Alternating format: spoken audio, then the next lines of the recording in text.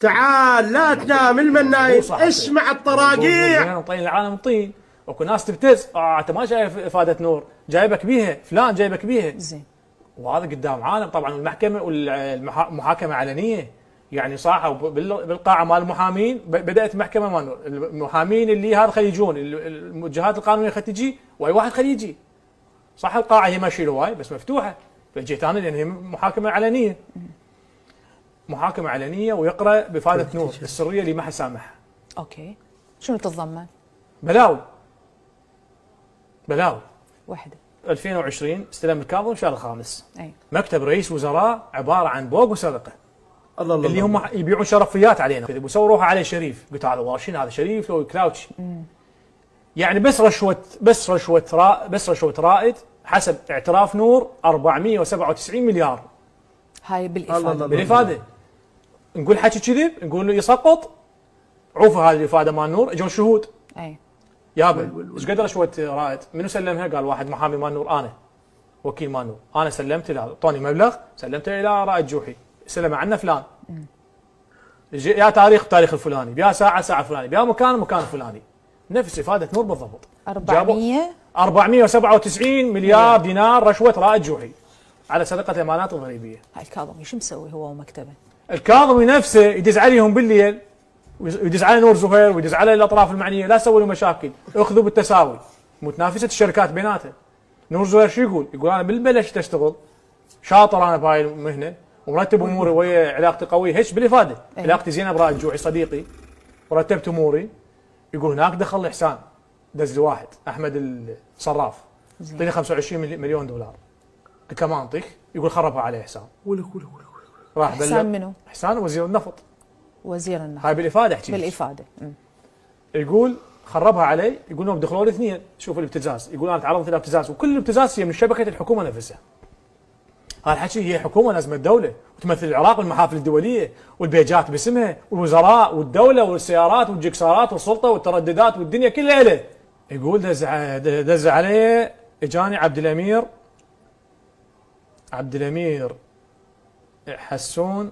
الامير حسون علي.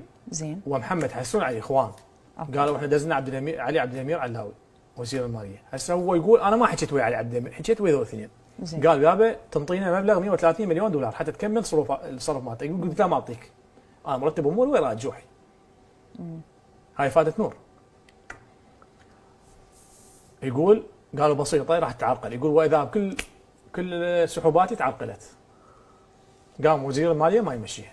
قالوا ها تدفع له. اضطريت. يقول اعطيته 130 مليون دولار. هذه الى وزير الماليه. يقول اعطيته الى ذول الاخوان عبد الامير ومحمد اللي هم جنسيتهم كويتيه، الكويت سحبت الجنازه سمعتهم. يقول ذول هم سماسه مال وزير الماليه. هو بالدعاء يجي سقط الوزير صديق كذي ما ادري.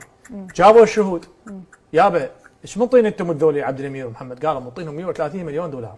130 مليون. طابقت روايه الشهود اثنيناتهم، كل شاهد بوحده، وكل شاهد دق القران. نفس افاده نور. طلعت حصه وزير الماليه. يقول نور مجرد ما دفعت مشت الامور انصرفت. يقول بديت انا اشتغل. يقول دز علي رائد جوحي. قال يابا انت بوحدك مثلا تغص بيها اللقمه، شارك اخوانك بيها.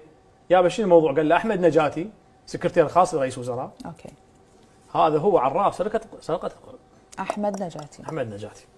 قال احمد نجاتي جاب شركات ثلاثه اللي هي الحوت الاحدب، زين، باديه المساء، ورياح بغداد. شركات نور زهر هي القانت والمبدعون. قال له ذني راح يدخلون على الخط. ذني المن ذني؟ قال له ذني لاحمد نجاتي ومشرق عباس الجنابي. مشرق مستشار رئيس الوزراء. ذن شركاتهم، وهم يرضون هم يدخلون مثل ما انت جيت تشتغل.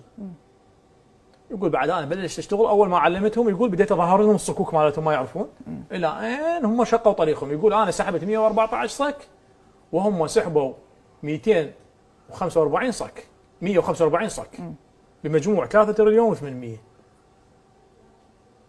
يقول الى ان دز علينا كاظم قال عمي انتم ناس فضحتونا، يعني تصافوا بيناتكم مشاكلكم واصله كل الدنيا. وزير النفط والكم هاي المليارات وملايين الدولارات الرقع، واحنا لا مستشفيات ولا شوارع ولا مدارس، والشباب هاي الخريجين قاعده والمعوق تعطيه 125 وطالع له وصيح انا اخو عماد، يا يبا يا يبا شفتوا الفلوس؟ شفتوا اللي تدافعون عن الاحزاب؟ هاي احزابكم، هاي شفتوها مليارات وانت يعطونا كلف والتلبلب. يا يبا يا يبا يا يبا يا يبا يا يبا 130 دولار، 66 دولار، 77 دولار، مليون.